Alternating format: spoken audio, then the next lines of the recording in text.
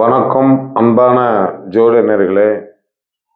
ஒரு ஜாதகத்தில் வெற்றி என்ற ஒரு இலக்குடன் செயல்படக்கூடிய ஜாதகங்கள் எப்படி இருக்கும் என்பதை உதாரண ஜாதகமாக கூறுகிறேன்.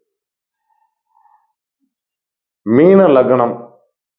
மீன லக்னத்திற்கு 2 9 கூடையவர் செவ்வாய். அவர் ஜாதகத்தில் உச்சம் பெற்று இருந்தாலோ அல்லது ஆட்சி பெற்று இருந்தாலோ 3 குடையவன் சுக்கிரன், 8 குடையவனும் சுக்கிரன். இவர் லக்னத்தில் உச்சம் பெற்றிருந்தாலும் ஒரு சிறப்பான யோகங்கள். கன்னியிலிருந்து குரு லக்னத்தை பார்த்தால் மிக பலம் கூடுகிறது. சிறு வயதிலிருந்தே 20 வயதிலிருந்தே குறிப்பாக சொல்லலாம், 20 வயதிலிருந்து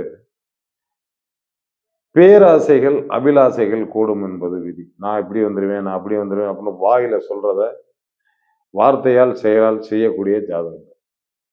இது கிட்டத்தட்ட என்னுடைய அனுபவத்தை ஒப்பிட்டு நான் சில ஜாதகங்களை பார்த்து இன்னைக்கு அந்த மாதிரி இருக்கிறவங்க ஜாதகம் தான் இது. உண்மையானதான் பேசுறேன். இந்த உண்மையான ஜாதகம் இல்லாத வீட்டில் பிறந்து தனக்கென்று ஒரு பாணியை உருவாக்கி வருபவர்கள் இவர் ஒருவர். அதே நேரத்தில் எல்லாருக்கும் அப்படி இருக்குமானா கன்னியா லக்னத்திற்கு அங்கே சுக்கிரன் நீசம் பெற்று லக்னத்தில் இருந்து செவ்வாய் பலமாக இருந்தாலும் இந்த ஜாதகருக்கு திசைகளில் பலவீனம் ஏற்படும். ஏன்னால் செவ்வாய் கன்னியா லக்னத்துக்கு 3 6 3 8 கூடியவர். அவர் மறைந்தால் இந்த பலம் பெறக்கூடாது. செவ்வாய் கன்னியா லக்னத்துக்கு பலம் பெறக்கூடாது. அதே நேரத்தில் சுக்கிரன் இங்க பலமா, அதாவது ஒரு நீசம் பெற்றிருந்தா யோகம். அந்த ரிஷபத்தில் குரு 5ஆம் பார்வையாக லக்னத்தை பார்த்தால் இவர்கள் கல்வியில் சிறந்த ஒரு அம்சத்தை கொண்டவர்களாக இருப்பார்கள்.